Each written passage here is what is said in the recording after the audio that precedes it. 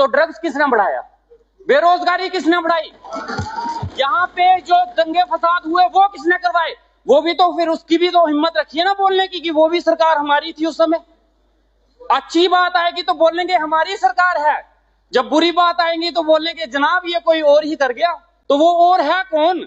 इस यूटी के दौरान हमें बोला गया कि आपको रोजगार मिलेंगे, हमारे रिसोर्सेज सेव किए जाएंगे, हमें एक नया जम्मू कश्मीर दिया जाएगा।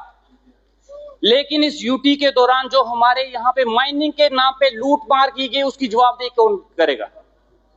उसकी जवाबदेही भी तैयार होनी चाहिए। हमारे रिसोर्सेज लूटे गए, यहाँ से रेत और बजरी लूट के बाहर भेजी गई, यहाँ पे लूट मार हुई, उसकी जवाबदेही कौन देगा? इस यूटी के दौरान बोला गया कि बच्चों को रोजगार दिया जाएगा और जम्मू कश्मीर पहली बार बेरोजगारी में नंबर 1 आया, और उसकी जवाबदेही कौन तय करेगा? इस यूटी में बोला गया कि क्राइम रेट 0 होगा, लेकिन जितनी चेन स्नैचिंग मर्डर्स इस टाइम में जम्मू के बीच में हुए शायद इससे पहले कोई कभी नहीं हुए, और इसकी जवाबदेही कौन तय करेगा? इस यूटी के दौरान बोला गया कि हेल्थ फैसिलिटीज को बढ़ाया जाएगा, लेकिन आज भी जाइए गांव में सारे हॉस्पिटल्स खाली हैं। मेरे बनी के 2 पीएससीज हैं जहां आज तक डॉक्टर नहीं पहुंचे, वो 3 महीने की कार्यकर्ती नहीं है, ये पिछले कई सालों से है। उसकी जवाबदेही कौन तय करेगा? आज हम 3 महीने का हिसाब तो मांगेंगे, लेकिन मुझे उस यूटी का भी हिसाब चाहिए, और वो देगा कौन? आज हम इस चीज को, मैं तो इस चीज को नजरअंदाज नहीं करूंगा कि कोई भी आदमी हमारे जम्मू कश्मीर को लूट के पाकिस्तान ले जाए, दिल्ली ले जाए या फिर यूपी ले जाए और हम चुपचाप देखते रहे। यहाँ पे लोग बाहर से जब यहाँ पे काम करने के लिए आते हैं ना जनाब, उनको देखना सुखड़े हुए बुरी हालत, और जब यहाँ से जाते हैं ना ऐसे फिटे हुए होते हैं, क्या हालत, उनके चेहरे भी लाल हो जाते हैं। और हम लोग जो पहले से अच्छे हंसते कट्टे थे, आज उनका वजन देखो 30-40 किलो पहुंच गया है। मेरा इलेक्शन के दौरान 17 किलो वजन तो मेरा कम हो गया, जो आज तक नहीं पूरा हो पा रहा। ये तो हालत हमारी यूटी में कर दी गई, इसका हिसाब किताब कौन देगा? यूटी बनाने के बाद मुझे बताया जाए कि किस चीज का हमें फायदा हुआ है। हाँ, मानता हूं एक चीज, रोड के बारे में ये बात करते हैं, बोलते हैं हमने रोड बनवाए, ये बोलते हैं श्रीनगर में हमने मिलिटेंसी कम की, तो ड्रग्स किसने बढ़ाया? बेरोजगारी किसने बढ़ाई? यहाँ पे जो दंगे फसाद हुए वो किसने करवाए? वो भी तो फिर उसकी भी तो हिम्मत रखिए ना बोलने की कि वो भी सरकार हमारी थी उस समय। अच्छी बात आएगी तो बोलेंगे हमारी सरकार है, जब बुरी बात आएगी तो बोलेंगे जनाब ये कोई और ही कर गया। तो वो और है कौन? उस और को सामने तो लाया जाए हमारे। आज जनाब ये हालत है हमारे जम्मू कश्मीर की, और खासकर बनी की मैं बोलना चाहूंगा। आज बिजली के बिल आ रहे हैं वहां पे, आज बिजली के कट्स हैं वहां पे। मेरे कम से कम 5 पंचायतें ऐसी हैं जहां पे बिजली, यहाँ पे हमारे शाहीन साहब ने बोला, यहाँ पे इन्होंने अपने बारे में बताया कि मेरा इलाका बहुत पिछड़ा है। इनकी बात सुन के मुझे एक गाना याद आ गया, दुनिया में कितने गम हैं, इनका गम देखा तो मैं अपना गम भूल गया। लेकिन भाई साहब मैं फिर भी बोलूंगा, मेरा इलाका आपसे भी पिछड़ा है। ये बिजली की तारों के लिए बोलते होंगे जनाब, मेरे तो बिजली के पोल ही नहीं लगे आज तक। हमारे 5 पंचायतें ऐसी हैं और वो 3 महीने में नहीं हुआ है, वो पिछले कई सालों से है जहां बिजली के पोल नहीं लगे आज तक।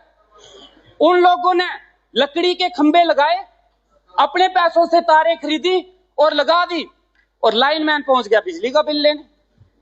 अब वो बिजली का बिल किस चीज के लिए दें? तार बिजली के डिपार्टमेंट ने नहीं दी, खंबे उन्होंने नहीं दिए, तो बिल किस बात का दिया जाए? जल शक्ति मिशन की बात हो रही है, ये 4 महीने पहले शुरू नहीं हुआ। जिसने शुरू किया, जिस टाइम पे शुरू हुआ, जवाबदेही उनकी होनी चाहिए।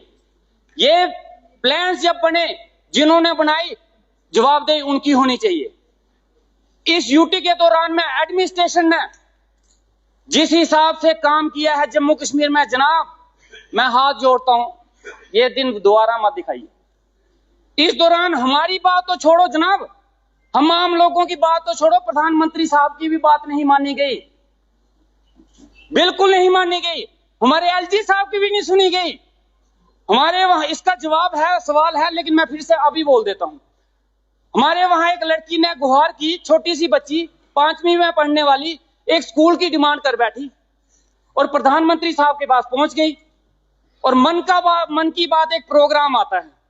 पहले मैं कंफ्यूज था कि वो मन की बात है किसके मन की है, हमारी है या प्रधानमंत्री साहब की है।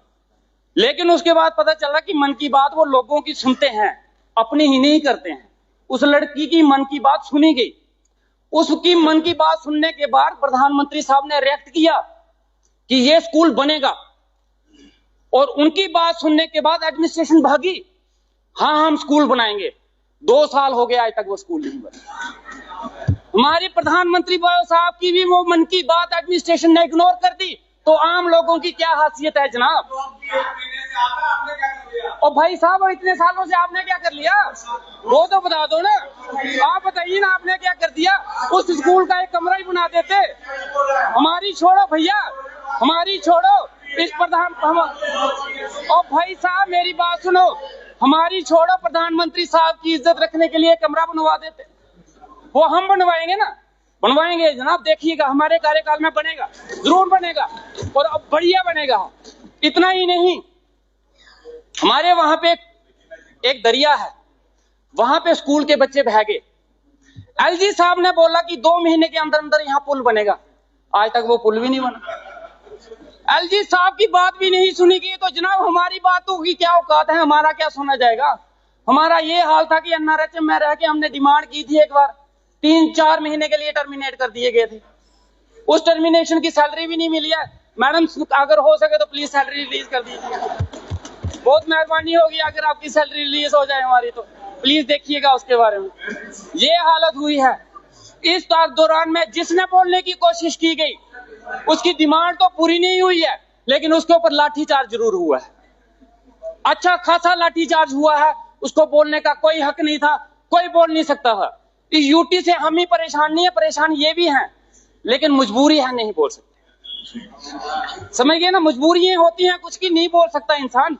वो इनकी मजबूरी मैं समझता हूँ। यूं ही कोई बेवफा नहीं होता, कुछ तो मजबूरियां इनकी भी रही। तो चलो कोई बात नहीं, लेकिन मैं चाहता हूं कि स्टेट बने। और बड़े से मुद्दे हैं, जैसे एनआरएचएम का मुद्दा था। मैं एनआरएचएम से आया हूं, मैं चाहूंगा कि एनआरएचएम के ऊपर कोई पॉलिसी बनाई जाए। काफी देर से लोग जो है एनआरएचएम में लगे हुए हैं, लेकिन आज तक उनकी कोई जॉब पॉलिसी नहीं बनी है। आज भी वो लोग जॉब पॉलिसी के लिए तरस रहे हैं, और कुछ नहीं हो तो मैं चाहता हूं कि उनकी सैलरी बढ़ाई जाए। उसके बाद अभी एक बरसात हुई है जनाब, एक बरसात हुई है, हम पानी के लिए तरस रहे थे कि बरसात हो गई। अब मैं डरता हूं कि अगली बरसात ना हो जाएगी। एक बरसात में हमारे रोड्स के और जो पिछले रोड्स के काम चले हैं उनकी पोल खुल के आ गई है बाहर। एक भी रोड एक भी डंगा अपनी जगह पे नहीं है, सब बह गए हैं। अब मुझे फोन पे फोन आते हैं कि जनाब रोड खुलवाओ। अब मैं रोड खुलवाऊं कैसे? अब मुश्किल ये आ गई है कि अब रोड खुलवाने हैं। ये जो रोड के इतने इतने बड़े शोशे चढ़ रहे थे ना, वो रोड ना अपनी जगह। और दूसरी बरसात में मुझे लगता है वो रोड का नामो निशान भी गुम हो जाए, वो सैटेलाइट से ढूंढना पड़ेगा यहाँ कोई रोड था भी या नहीं।